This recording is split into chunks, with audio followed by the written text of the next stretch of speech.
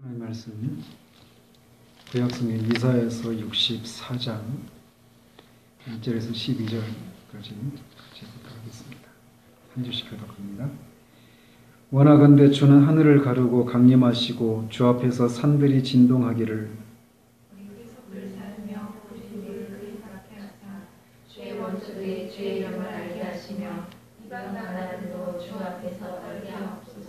주께서 강림하사 우리가 생각하지 못한 두려운 일을 행하시던 그때에 산들이 주 앞에서 진동하였사오니 주 외에는 자기를 영원한 줄 알으면 이런 변화를 행하심을 일부러 들은 자도 없고 귀로 들은 자도 없고 눈으로 본 자도 없었나이다.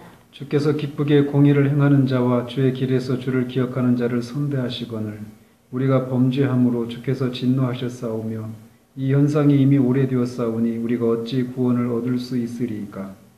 우리는 다 부정한 자 같아서 우리의 의는 다 더러운 것 같으며 우리는 다 잎사귀 같이 시들므로 우리의 죄악이 나무같이 죄를 범하나이다.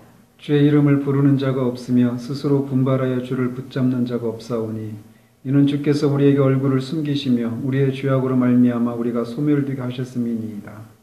그러나 여호와여 이제 주는 우리의 아버지시니이다. 우리는 진흙이요 주는 토기장이시니 우리는 다 주의 손에 지으신 것이니이다. 여호와여 너무 분노하지 마시오며 죄악을 영원히 기억하지 마시옵소서. 구하오니 보시옵소서 보시옵소서. 우리는 다 주의 백성이니이다. 주의 거룩한 성들이 강하게 되었으며 시온이 강하게 되었으며 예루살렘이 황폐하였나이다. 우리 조상들이 주를 찬송하던 우리의 거룩하고 아름다운 성전이 불에 탔으며 우리가 즐거워하던 곳이 다 황폐하였나이다. 여호와여 이리 이르하거늘 주께서 아직도 가만히 계시려 하시나이까. 주께서 아직도 잠잠하시고 우리에게 심한 괴로움을 받게 하시려나이까. 지난주에는 이 앞에 있는 구절을 통해서 63장을 통해서 이사야의 기도의 특징과 내용에 대해서 살폈습니다. 먼저 그의 기도는 긴박성과 끈질김이 있는 기도였고 강한 정서가 동반되었었고 또 하나님과 따지듯이 하는 그런 기도였다라고 우리가 말씀을 드렸습니다. 이스라엘이 하나님께 반역한 결과 그들이 맞이하고 있는 상황임에도 불구하고 그가 그렇게 기도할 수 있었던 것은 비록 불순종의 결과 징계를 받는 상황 속에서도 하나님과 자신과의 관계가 변함이 없다라는 사실에 근거한다라고 말씀드렸습니다. 그런 담대하게 지금 그들의 마음이 완고한 것이 마치 하나님의 책임인 것인 것처럼 기도하기까지 합니다. 그런 상황에서 그는 하나님의 긍휼에 호소하면서 회복을 위한 기도를 합니다. 그런 것이 이사야의 기도의 특징이고 오늘 또 하는 그런 기도의 내용도 다 이런 내용의 연장입니다. 오늘은 우리가 이 부흥 시리즈를 했는데 이제 마지막으로 우리가 살펴보도록 합니다. 오늘 이 64장은 우리말 성경에는 생략해 있지만 원어에 보면 오라고 하는 말로 시작이 됩니다. 지난주에도 말씀드렸지만 이 오라고 하는 이 말은 하나님을 갈망하는 사람의 영혼 깊은 곳으로부터 흘러나오는 그런 깊은 탄식이라고 할 수 있습니다. 지난주에도 살핀 대로 그는 기도 가운데 간구와 참회를 오가면서 하나님과 씨름을 하고 있습니다. 그는 더 이상 물러갈 곳이 없는 상태입니다. 그에게 있어서 하나님은 마지막 호소의 대상이십니다.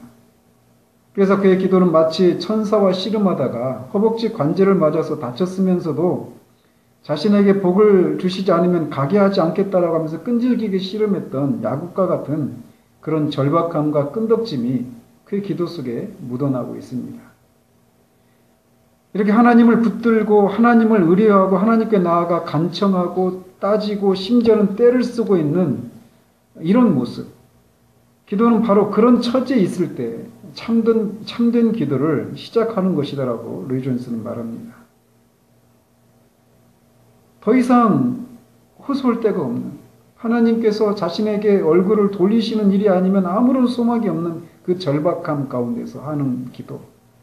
자신에게는 아무런 그것을 위해서 기도할 수 있는 근거가 아무것도 없지만 하나님의 언약과 하나님의 성품의 호소에서 하는 성품에 호소할 수밖에 없는 그 상태에서 참된 기도는 시작이 된다는 겁니다. 선지자는 그런 절박감 속에서 원하건대 주는 하늘을 가르시고 강림하시옵소서라고 기도합니다. 선지자가 하고 있는 이 기도는 하나님께서 자신들을 돌보시고 자신이 하고 있는 일 위에 복을 내려주시기를 바라는 일상적인 그런 기도가 아닙니다. 물론 우리는 항상 이런 기도를 해야 합니다. 하나님께서 우리를 돌보시고 우리에게 필요한 것들을 채우시고 또 우리가 하려고 하는 일들에 하나님께서 복을 주시기를 위해서 기도해야 합니다. 그렇지만 지금 선지자의 기도는 그런 일상적인 때 하는 기도가 아니다라는 것입니다. 그는 그런 일상적이고 평상시에 하는 그런 기도 이상으로 나아가서 하나님께서 하늘을 가르고 강림하시기를 위해서 기도합니다. 특별한 어떤 일들을 해주시기를 위해서 기도하고 있는 거예요. 이것이 바로 부흥의 진수라고 할 수 있습니다. 부흥은 평상적인 것을 위한 기도가 아니라 하나님의 성령께서 특별한 방식으로 찾아오시는 것을 구하는 기도다라는 것입니다. 그래서 어느 찬송가 작가가 말하는 것처럼 오 하늘을 가르시고 속히 임하소서 천의 마음들로 주의 것이 되게 하소서. 이것이 바로 부흥이 임할 때 일어나는 일입니다. 천의 마음들, 천명의 마음들, 수많은 사람들이 하나님께로 돌아오는 일이 일어나는 때, 부흥의 때 그런 일들이 일어난다라는 것입니다. 가장 대표적인 사건이 있다면 오순절에 성령이 임하시자 한꺼번에 3,000명의 사람이 회심하고 하나님께 돌아온 사건이라고 할 수 있습니다. 이것은 평상시에 일어나는 일이 아니라 부흥의 때에 일어나는 비상하고 예외적인 일이에요. 이렇게 부흥은 하나님께서 강림하시는 것입니다. 하나님께서 통상적으로 행하시는 것이 아니라 비상한 방식으로 강림하셔서 수많은 사람들을 한꺼번에 하나님께로 돌아서게 하시는 일이다라는 것입니다. 몇 차례 언급을 해드렸지만 휘필드나 웨슬레 때도 수많은 사람들이 교회로 돌아옵니다. 회심을 하고. 조나단 에드워즈를 통해서도 그렇고 찰스 핀이 우리 어떤 신학적인 면에서는 동의가 되지 않는 부분이 있지만 분명히 하나님께서 그를 부흥의 도구로 쓰셨어요. 마이크도 없던 때에 그 한 사람의 그 부흥 사역을 통해서 하나님께서 50만 명의 사람들을 회심케 하셨어요. 어마어마한 수입니다.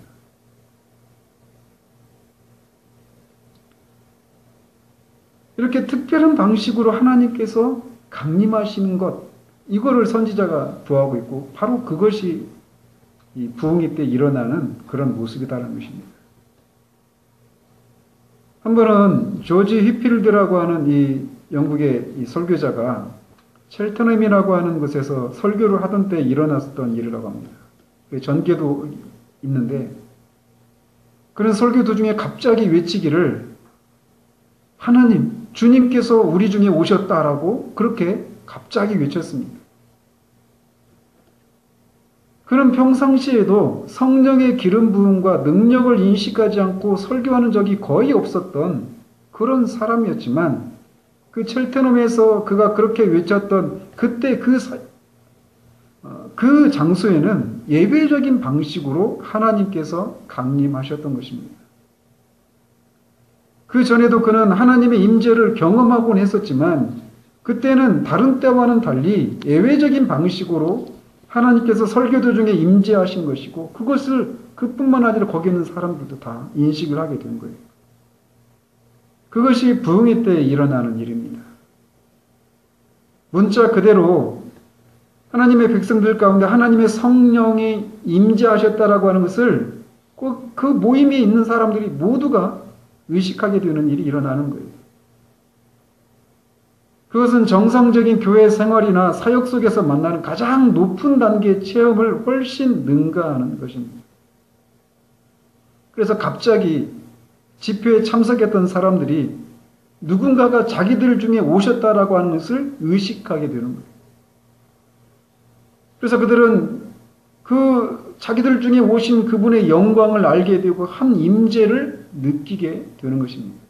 믿는 것이 아니라 그걸 느끼는 거예요. 의식하는 거예요. 그래서 그때 그 모습을 무엇이라고 정확하게 규정할 수도 없고 묘사할 수도 없는 그런 임재를, 특별한 방식의 임재를 느끼는 것입니다.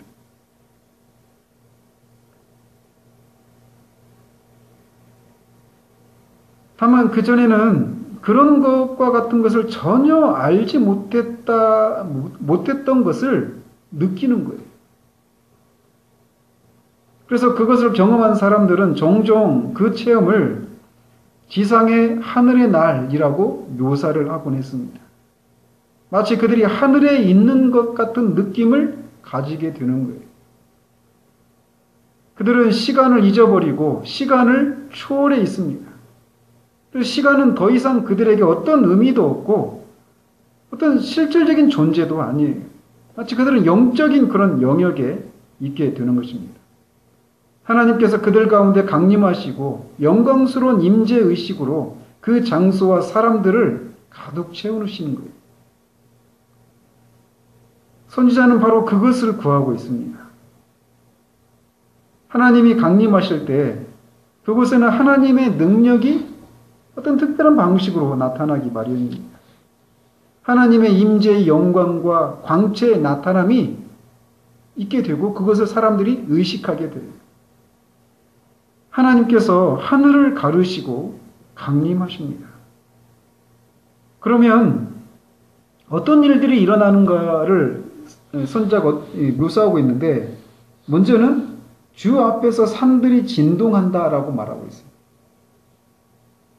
산이라고 하는 것은 영구하고 영원한 것, 어떤 것에도 흔들리지 않는 것, 견고한 것, 이것을 상징합니다. 그런데 그렇게 거대한 바람이나 해일에도 끄떡하지 않고 언제나 그 자리를 굳건하게 지키고 있는 그렇게 견고함의 영원한 것의 상징인 산들이 진동하게 된다는 거예요. 하나님이 강림하실 때 나타나는 능력을 선지자는 먼저 그렇게 묘사하고 있습니다. 그리고 이어서 불이 섭을 사르며 불이 물을 끓인 같게 하사하라고 말을 하고 있어요. 용광로에서 불이 어떤 철광석이나 어떤 광석들을 녹이는 그 불의 기세를 생각해 보십시오. 근데 그 앞에 하물며 섭은 어떨까요? 또 불이 물을 끓일 때 그 열과 기세를 생각해 보십시오. 선지자는 이런 극적이고 생생한 묘사를 통해서 하나님의 능력에 대한 어떤 인상을 전해주고 있습니다. 하나님이 하늘을 가르시고 강림하셨을 때 이런 일들이 일어난다는 거죠. 그런데 이것은 마치 출애굽의 과정에서 시내산에서 하나님께서 이스라엘 백성에게 강림하셨을 때의 모습을 연상케 해줍니다. 하나님이 시내산에서 내려오셨을 때 그 모습을 출애굽기에서 이렇게 얘기합니다. 하나님 임하셨을 때 빽빽한 구름이 산 위에 가득했어요. 그리고 그 우레가 천둥과 번개가 치고 큰 나팔 소리가 나고 온 산이 크게 진동하고 불 가운데 하나님이 강림하셨다라고 말을 합니다. 그리고 그것을 지켜본 모든 이스라엘 백성들은 그 광경에 놀라서 모두 두려워 떨었습니다. 그것을 본 사람들은 그 장면을 결코 잊을 수 없었을 것입니다. 하나님께서 그들에게 하나님 자신과 자신의 영광과 능력의 표징을 이런 식으로 보여주셨어요. 그래서 약속의 땅 가나안을 정복하러 가는 이스라엘 백성에게 하나님은 자신의 능력과 영광을 이런 식으로 보여주심으로 인해서 그 가나안 땅을 정복하러 가려고 하는 이스라엘 백성들로 하여금 그들을 둘러싸고 있는 그들이 이제 맞닥뜨려야 될 그 원수들을 두려워하지 않도록 자신의 영광과 능력의 표를 이런 식으로 보여주셨던 것입니다. 선지자는 바로 그것을 지금 구하고 있는 것이에요. 옛적에 그렇게 자신의 조상들에게 행하셨던 하나님께서 지금 동일한 표징을 보여주시기를 구하고 있는 것입니다. 이것이 바로 우리가 기도해야 할 내용이라는 것이죠. 로이 존스는 우리의 기도의 실패의 절반의 이유는 바로 이렇게 하나님의 위대하심과 능력을 인식하는 데 실패하기 때문이다라고 말을 합니다. 우리는 교회를 둘러싸고 있는 원수들의 강력함과 또 그 앞에서 상대적으로 작고 연약한 우리들만 생각하느라 이 하나님의 위대하심과 능력을 인식하지 못하고 있다라는 거예요. 그것이 문제라는 것입니다. 선지자는 지금 하나님께서 이렇게 산을 진동시키시고 바다를 불이 물을 끓인 같이 하시고 또 불이 섭을 사르는 것 같이 그렇게 임재해 주시기를 구하고 있지만 신약에 와서 하나님은 장차 어떤 일을 하실 분이라고 말하고 있는지 우리가 생각해야 한다는 거예요. 장차 하나님은 신의 산 정도가 아니라 우리가 보고 있는 이 하늘과 땅 전체를 주의 영향 아래에 있는 전 우주를 불로 정화시키시고 체질이 뜨거운 불에 이 뜨거운 불에 체질이 녹고 우주 안에서 그래서 그 우주 안에서 모든 죄를 제거하시고 새 하늘과 새 땅을 창조하실 것을 성경은 우리에게 말해주고 있습니다. 우리가 기도하고 있는 하나님은 바로 이런 능력을 행하실 수 있는 분이시다라고 하는 것을 우리는 기도 가운데 상기해야 한다라는 거예요. 그래서 사도 바울도 고린도 교회에서 이렇게 말을 합니다. 우리의 싸우는 무기는 육신에 속한 것이 아니요 오직 어떤 견고한 진도 무너뜨리는 하나님의 능력이라. 모든 이론을 무너뜨리며 하나님 아는 것을 대적하여 높아진 것을 다 무너뜨리고 모든 생각을 사로잡아 그리스도에게 복종하게 하신다라고 말합니다. 우리가 싸우는 무기는 육신에 속한 것이 아니다라는 거예요. 그래서 모든 반기독교적인 사상들과 단체들과 사람들의 그 강함을 무력화시키고 나아가 그들을 사로잡아 그리스도에게 복종하게 하는 하나님의 능력이 바로 우리가 싸우는 무기라는 사실을 우리는 기억해야 한다는 겁니다. 특별히 기도 가운데 말이죠. 우리 하나님은 바로 하늘을 가르시고 산들을 진동케 하고 주주자 물을 끓이듯이 바다를 끓일 수 있는 분이시다라는 겁니다. 선지자는 바로 이런 하나님의 영광과 능력을 나타내 주시기를 위해서 기도하고 있고 이것이 바로 우리가 해야 할 기도다라는 것입니다. 그렇다면 선지자는 왜 이렇게 주의 영광과 능력을 이런 방식으로 나타내 주시기를 위해서 기도할까요? 그리고 또 우리도 왜 이렇게 하나님의 영광을 이 시대 가운데 드러내시기를 위해서 기도해야 할까요? 이에 대해서 선지자는 2절에서 그렇게 말을 합니다. 주의 원수들이 주의 이름을 알게 하시며 선지자는 하나님의 이름과 영광을 위한 열심이 있었기 때문에 이렇게 기도하고 있는 거예요. 하나님의 원수들이 하나님의 이름을 알도록 하나님께서 놀라운 방식으로 강림하시기를 위해서 기도하고 있는 것입니다. 그는 여기서 우리들의 원수들이 주의 이름을 알게 하시기를 이라고 말하지 않고 주의 원수들이, 즉 하나님의 원수들이 주의 이름을 알게 하시기를 위해서 알게 하시기를 이라고 말하고 있습니다.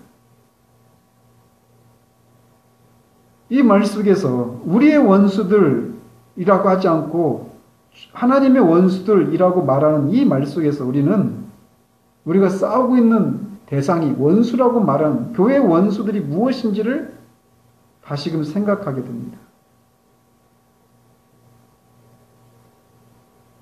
기억나실지 모르겠어요. 벌써 한 10여 년 됐나요?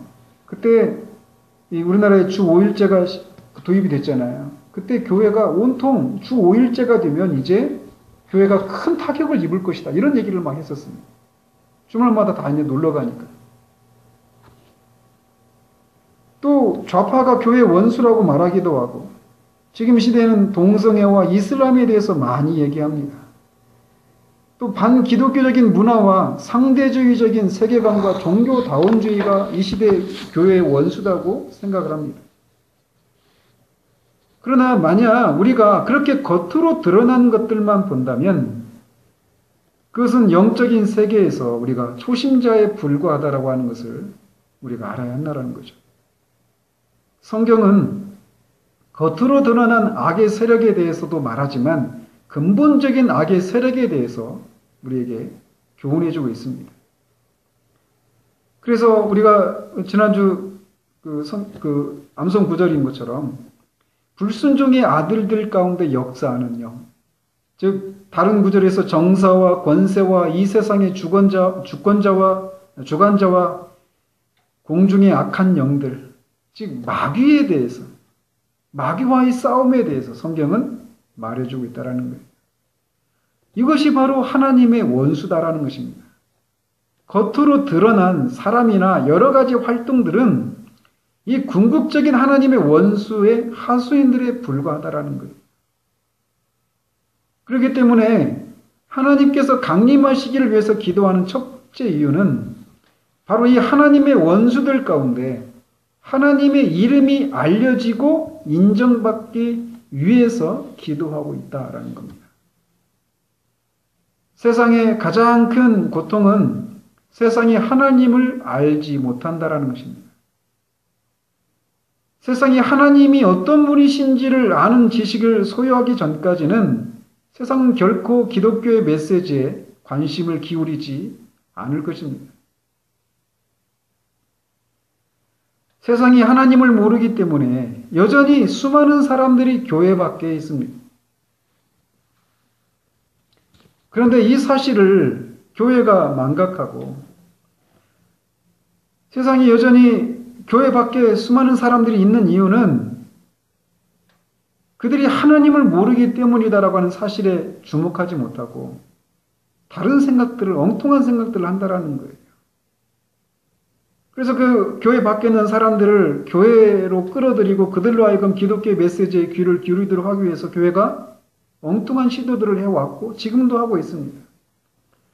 지금도 그런 운동이 없지는 않지만 교회가 세상에 있는 사람들을 끌어들이기 위해서 그들이 부담스러워하는 찬송가 대신에 유행가나 건전한 가요를 부르고 예배 형태를 연극이나 콘서트와 같은 형식으로 바꾼다거나 설교에서 죄나 심판과 같은 부정적인 용어들을 사용하지 않고 삶의 목적이나 인간의 참된 행복과 같은 그런 메시지들을 전하려고 하는 시도들이 계속 뛰어왔어요. 시대를 달리해서 다른 모양으로 나타났지만 언제나 그런 움직임들이 있어 왔었습니다. 그러나 세상이 교회로 향하게 되는 것은 교회가 그들과 같아질 때가 아니라 그들이 하나님의 이름을 알 때라는 것이에요. 하늘을 가르고 강림하셔서 하나님의 영광과 능력을 나타내시고 주의 원수들에게 하나님의 이름을 알리실 때 세상은 기독교의 메시지에 귀를 기울이고 교회로 향하게 된다는 거예요. 이거는 개인적으로도 마찬가지예요. 그래서 성경에 저는 그런 분들을 교회 안에서 많이 봤어요. 믿지 않는 대부분 한국교회 현실이 뭐 어디나 그렇습니다. 대체적으로 여자들이 남자보다 많아요. 교회를 구성원 비중이 어디를 가도 그렇습니다. 그래서 믿지 않는 남편을 전도하기 위해서 그 남편의 수준에 맞추는 그런 분들을 많이 봤어요. 그런 분들 중에 제가 성공한 사람 한 명도 못 봤습니다. 성경은 오히려 남편과 같아져서 그를 전도하는 것이 아니라 아내의 그 거룩한 행실을 통해서 그가 구원받을 수 있을 것이다라고 말을 하고 있습니다. 구별되는 것입니다. 마찬가지 교회도 마찬가지예요. 교회가 세상과 같아지고 세상이 들어올 수 있도록 문턱을 낮출 때 교회가 세상이 교회로 들어오는 것이 아니다라는 것입니다. 세상이 하나님이 어떤 분이신지를 알게 될 때 그들은 교회의 메시지에 귀를 기울이게 된다라는 것입니다. 그래서 우리가 해야 할 일은 바로 이렇게 하나님께서 주의 원수들에게 당신의 이름을 알리시기를 위해서 기도하는 것입니다. 그렇다면 주의 원수들이 주의 이름을 알게 되면 어떤 일이 일어나게 될까요? 그것은 이방 나라들이 주 앞에서 떨게 된다라고 말하고 있습니다. 주의 원수들이 주의 이름을 알게 되었을 때 떨게 되는 것, 이것은 신구약에 걸쳐서 나타나고 있는 위대한 주제입니다. 시편 99편 기자는 여호와께서 다스리시니 만민이 떨 것이요 여호와께서 그룹 사이에 좌장하시니 땅이 흔들릴 것이로다 라고 말을 합니다. 하나님이 이 세상을 다스리시니까 다스리신다라고 성경이 말해요. 그렇기 때문에 사람들이 떨어야 한다라는 것입니다. 하나님은 살아계시고 영존하시고 자신이 창조하신 세상을 통치하시는 분이십니다. 그러므로 세상은 그분의 왕되심과 주권을 인정하고 그 앞에 떨어야 해요. 그러나 세상은 그렇게 하지 않고 교만하게 하나님을 대적하고 있고 그 기세는 점점 더해져 가고 있습니다. 만일 세상이 조금이라도 하나님의 어떠하심을 맛본다면 그는 죽은 자처럼 엎드리고 그동안의 모든 거슬렀던 죄악을 인해서 두려워 떨게 될 것입니다. 욥의 말처럼 만약 하나님께서 자신만 생각하셔서 그의 영을 사람에게서 거두신다면 사람은 일체 망하게 되어 있을 그런 존재에 불과해요. 어떤 그런 거센 저항을 한다 하더라도 하나님이 하룻밤 사이에 그의 영을 거두시면 그냥 그것으로 끝나고 마는 것이 인생입니다. 하나님이 하나님을 거스르는 인생을 흔드시려고 마음만 먹으면 그가 머물렀던 흔적도 없이 금세 그는 이 세상에 존재하지 않게 될 것이 바로 하나님과 인간과의 그 사이 존재의 차이예요. 그래서 그분의 위엄 앞에서 그분의 그 영광을 경험하게 되었을 때 사람들이 어떻게 반응하게 될 것인지를 요한계시록 6장에서 이렇게 얘기합니다. 땅의 임금들과 왕족들과 장군들과 부자들과 강한 자들과 이 앞에 있는 사람들은 다 세상에서 다 힘을 가진 그런 사람들입니다. 그리고 모든 종과 자유인이 굴과 산들의 바위 틈에 숨어 산들과 바위에게 말하되 우리 위에 떨어져 보좌에 앉으신 이의 얼굴에서와 그 어린 양의 진노에서 우리를 가리라. 그들의 진노의 큰 날이 이르렀으니 누가 능히 서리요 하더라. 이 주님이 통치하십니다. 따라서 열방은 그 앞에 두려워 떠는 것이 마땅해요. 그는 아무것도 없는 데에서 이 온 우주를 창조하신 분이시고 그 빈 우주에 그 모든 것들을 채우시고 또 그것들을 통치하시는 분이십니다. 그는 우리와 다른 분이십니다. 그는 하나님이십니다. 따라서 우리를 포함한 모든 열방은 그분 앞에서 잠잠해야 하는 것이 마땅한 것이에요. 선지자는 지금 그것을 위해서 기도하고 있습니다. 오 하나님이시여 어찌하여 하늘을 가르시고 강림하셔서 주의 원수들로 주의 이름을 알게 하시고 그들로 주 앞에 떨게 하지 않으십니까? 라고 하나님의 영광을 인한 그 슬픔과 상한 마음으로 하나님 앞에 기도하고 있는 거예요. 우리는 선지자 안에 있는 하나님께서 그 이름에 합당한 대우를 받지 못하시는 것을 보며 거룩한 분노와 슬픔이 있는 그 정서가 무엇인지 알아야 합니다. 하나님의 백성들이 부흥을 위해서 기도할 때 느끼는 것이 바로 이것이에요. 열방이 하나님을 하나님으로 인정하지 않는 하나님의 위엄 앞에서 떨지 않고 그 앞에 목을 꼿꼿하게 세우고 있는 그 교만하고 거만한 그 모습들을 인해서 슬픔 가운데 하나님이 그들 안에서 하나님으로 인정받게 되기를 위해서 기도하는 것. 그것이 부흥을 위한 기도의 동기입니다. 3절에서 선지자는 주께서 강림하사 우리가 생각하지 못한 두려운 일을 행하시던 그때에 산들이 주 앞에서 진동하여 싸우니라고 기도하면서 그가 지금 이렇게 하나님이 하늘을 가르시고 강림하시기를 위에서 기도할 수 있는 이유가 무엇인지를 밝히고 있습니다. 즉 그가 하나님께 지금 하늘을 가르시고 강림하시기를 위해서 기도할 수 있는 것은 하나님께서 하시지 못할 일이 아니라는 것이에요. 왜냐? 전에 하나님께서 그런 일을 하셨기 때문이라는 것입니다. 마찬가지로 우리가 부흥을 위해서 기도하는 것도 전에 하나님께서 교회 위에 그런 일을 하셨기 때문입니다. 선지자는 과거에 하나님께서 그들이 생각하지 못하던 일을 하셨던 것을 기억하면서 기도하고 있습니다. 그는 분명히 기도 가운데 애굽의 노예로 살던 이스라엘의 그 상황들을 기억했을 것이에요. 그들에게는 아무런 소망이 없었습니다. 강력한 바로의 군대와 권세 앞에서 그들은 철저히 무기력했어요. 그런데 하나님께서 강림하셔서 당시 가장 강력한 제국의 군대를 물리치시고 10가지 재앙을 통해서 그들을 심판하시고 이스라엘 백성들을 해방시키셨습니다. 애굽을 빠져나온 이스라엘을 기다리고 있었던 것은 홍해였습니다. 누가 그 홍해의 물을 가르고 마른 땅을 내리라고 생각이나 했겠습니까? 우리는 지금 일어난 일들을 돌아보면서 보니까 그렇게 그런 일이 일어났구나 하지만 그 앞에 우리가 서 있는 상황들을 생각해 보십시오. 그 앞에 섰었던 사람들 중에 누가 그것을 위해서 기도할 수 있었을까요? 모세가 그것을 위해서 기도했지만 하나님께서 모세에게 그렇게 기도하라고 하셨기 때문에 기도했던 것입니다.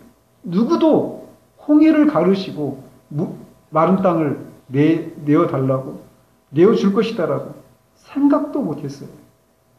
마찬가지죠. 우리도 마찬가지죠. 우리가 직면하고 있는 홍해와 같은 그런 상황들.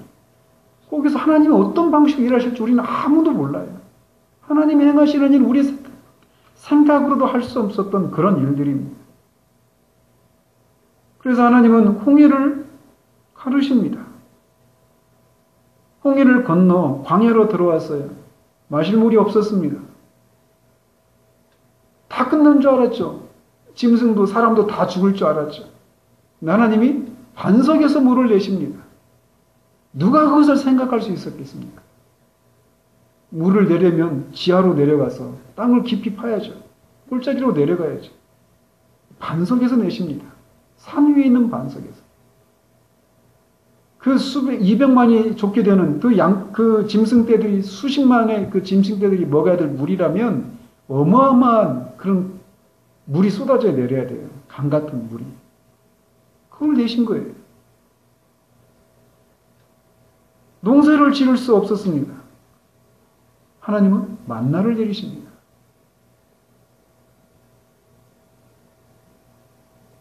말씀드린 것처럼 우리는 이미 되어진 일을 회상하니까 그렇지 그 상황에 직면하고 있었던 그 사람들 중에 누가 그런 일을 상상이나 할 수 있었느냐라는 것이죠. 또 요단을 건널 때는 어땠습니까? 오늘 성경에 있는 지성이가 요단 물이 막 저 그 아담 성읍에서 물이 섰잖아요. 상상해 보십시오. 시온이는 아마 이 시온이는 그거 보고도 놀라지도 않을 거예요. 그죠? 물이 그렇게 선다라고 하는 것을 날마다 흘러가야 된다는 걸 생각을 못 하니까 물이 섰으면 섰구나 하고 말 거예요. 근데 물이라고 하는 속성이 항상 위에서 아래로 흐른다라고 하는 것을 수년, 수십 년 본 사람들이 그것을 봤을 때 그건 어마어마한 일이죠.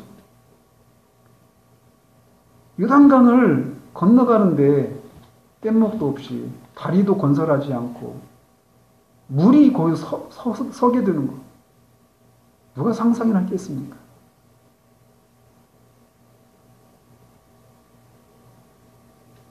가나안 땅을 정복하는 과정 보십시오. 사람들이 둘러서가지고 여리고성에 둘러서서 막 소리를 지르니까 성이 무너져 버려요. 누가 상상할 수 있었습니까? 아무도 상상할 수 없는 일들을 하신 거예요. 기분을 치려고 하는 그 가나안의 연합군들을 물리칠 때 기브에 태양이 머무르기를 아얄론 골짜기에서 달이 머무르기를 외쳤어요. 기도했어요. 그대로 되었습니다. 누가 상상이나 할 수 있었겠습니까? 이 모든 것은 이스라엘의 또 우리의 생각밖에 두려운 일이라고 불리는 일들이었습니다. 하나님은 이런 불가능한 일들을 이 선지자가 기도하기 전에 이스라엘 백성들 가운데 역사하셨다라는 거예요. 그래서 선지자는 지금 그 기도에 그렇게 하셨으니까 지금도 행해 주시기를 위해서 기도할 용기를 가지고 기도하고 있는 것입니다. 구약에서 그렇게 물리적인 일들을 하셨다라면 신약에서는 또 어떻습니까? 신약은 오히려 우리에게 더 큰 용기를 불러일으키는 일들을 행하십니다. 그것은 마침내 때가 차서 하나님의 아들이 육신을 입고 율법 아래 이 땅에 오신 것이에요.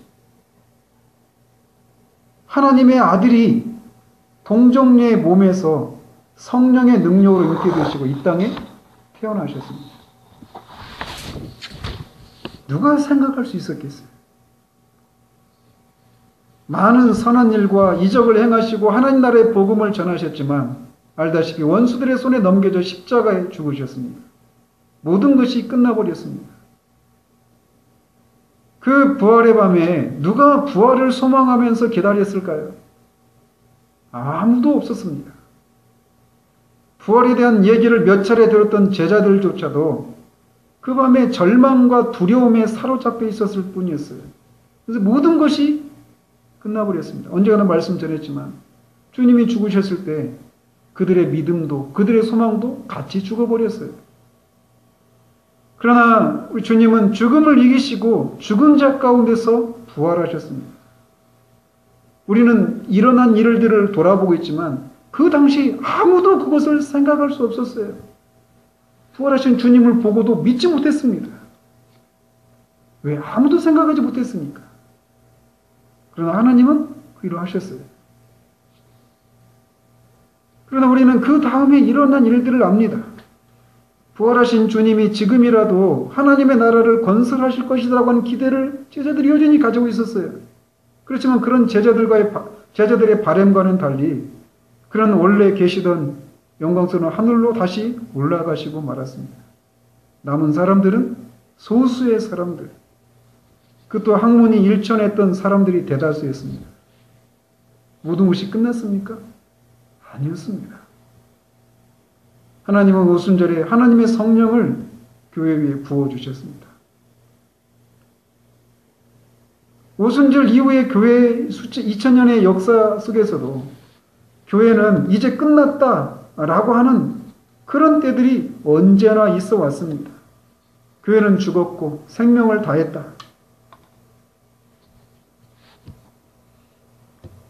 계몽주의 시대의 많은 사상가들이 수백 년 안에 교회는 다 사라지고 성경도 사라지게 될 것이라고 호언장담했습니다. 교회가 끝났습니까? 그렇지 않습니다. 교회가 끝났다라고 말할 때, 교회가 죽었다라고 말할 때 그때마다 하나님은 성령을 부어주셔서 죽은 것 같은 교회를 다시금 소성시키신 일들을 지금껏 해오셨고 그 일들은 우리의 생각밖에 두려운 일들이었습니다. 그렇기 때문에 우리가 이것을 부흥을 위해서 기도할 수 있는 이유는 바로 이런 이유 때문이라는 것입니다. 이것은 선지자가 4절에서 말하듯이 주 외에는 자기를 앙망하는 자를 위하여 이런 일을 행하신 신을 옛적부터 들은 자도 없고 귀로 들은 자도 없고 눈으로 본 자도 없나이다라고 고백하는 일들이었습니다. 엘리야 시대의 바알과 아스라야 선지자들이 자기 몸을 그렇게 막 다 자해를 하면서 하루 종일 바알이 그 제물 위에 불을 내리기를 구했지만 꿈쩍도 하지 않았습니다. 왜? 없는 신이니까. 그러나 하나님은 물에 젖은 제물 위에 하늘로부터 불을 내리셔서 물을 다 핥아버리셨습니다. 제물을 다 태워버리셨어요. 그 어떤 신도 그런 일을 이스라엘 역사 가운데 하나님 행하신 그런 일들을 행한 신들이 있다는 얘기를 들어본 적이 없습니다. 우리가 하나님께 하늘을 가르시고 강림하시기를 위해 기도할 수 있는 것은 이렇게 과거에 하나님께서 자신의 이름을 위해서 교회 위에 행하셨던 그분의 능력과 영광이 지금도 여전하시기 때문에 그렇습니다. 그러나 우리 자신을 보면 이것을 구할 수가 없어요. 왜냐하면 선지자가 5절에서 기도하고 있듯이 주께서 기쁘게 공의를 행하는 자와 주의 길에서 주를 기억하는 자를 선대하신다라고 말을 합니다. 이런 자들을 위해서 하나님이 하신다라는 거예요. 그러나 그들이 주께 범죄했습니다. 다 읽지는 못하지만 그래서 그들은 자신들이 다 부정한 자 같고 자신들의 의는 더러운 옷 같고 우리는 다 잎사귀 같이 시들어서 자신들의 죄악이 바람같이 자신들을 몰아간다라고 말을 합니다.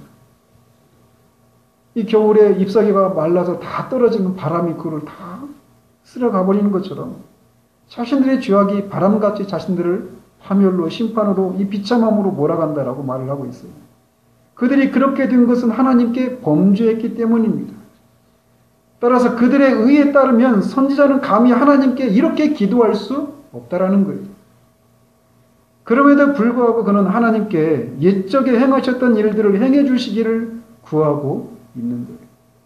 그게 왜냐? 그것을 선지자는 이렇게 얘기를 합니다. 그러나 여호와여 이제 주는 우리 아버지시니이다.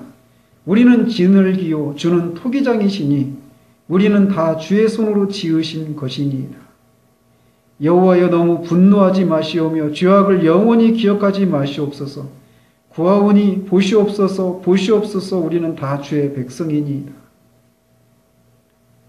그 이하의 10절 11절 12절에서 기도하고 있는 그 내용도 다 무엇에 흡수하겠느냐. 자신들의 의의 근거에서는 하나님께서 이렇게 행해 주실 것을 구할 수가 없다라고 그는 분명히 하나님께 고백하고 있습니다. 그럼에도 불구하고 그는 기도해요. 왜? 주는 그들의 아버지시니까. 반대로 그들은 주의 자녀들이라는 겁니다. 아버지는 자녀들을 보호하고 돌보는 거예요. 때로는 그들의 죄를 인해서 징계하지만 아버지가 그 자녀를 잊을 수 없는 것처럼 하나님은 그들을 이스라엘을 잊을 수가 없다는 것입니다. 마찬가지입니다. 오늘날의 교회가 세속화되고 능력을 잃어버린 것들 이런 것들도 다 교회의 죄 때문입니다. 교회의 그 어떤 것 때문에 하나님께 우리가 기도할 수 있는 근거는 없어요. 그러나 우리는 그리스도로 말미암아 교회가 하나님의 자녀이라는 사실입니다. 선지자는 하나님은 토기장이시고 우리는 진흙이라고 말을 합니다. 연약한 존재라는 것이에요. 그래서 하나님의 긍휼을 필요로 하는 그런 존재라고 호소하고 있습니다. 그래서 선지자가 이하에서 기도하고 있는 것은 하나님이 그들과 맺은 그 관계, 우리가 지난주에 살펴본 것처럼 그는 여전히 하나님과 자신과의 그 관계를 기억하고 있어요. 자신들의 그 처지는 지난주에 말한 것처럼 아브라함은 그들을 모르고 이스라엘은 그들을 인정할 수 없는 그런 비참한 가운데 있지만 그렇게 패역함을 행했던 사람들이지만 그럼에도 불구하고 주는 우리의 아버지시라는 거예요. 옛적부터 주는 우리의 구원자시라는 것입니다. 우리가 진흙 같은 존재에서 하나님의 긍휼과 자비가 필요한 존재라는 사실들을 기억하는 거예요. 그리고 그런 연약한 자들을 긍휼히 여기시는 하나님의 긍휼하심과 인애에 선지자는 호소하고 있는 것입니다.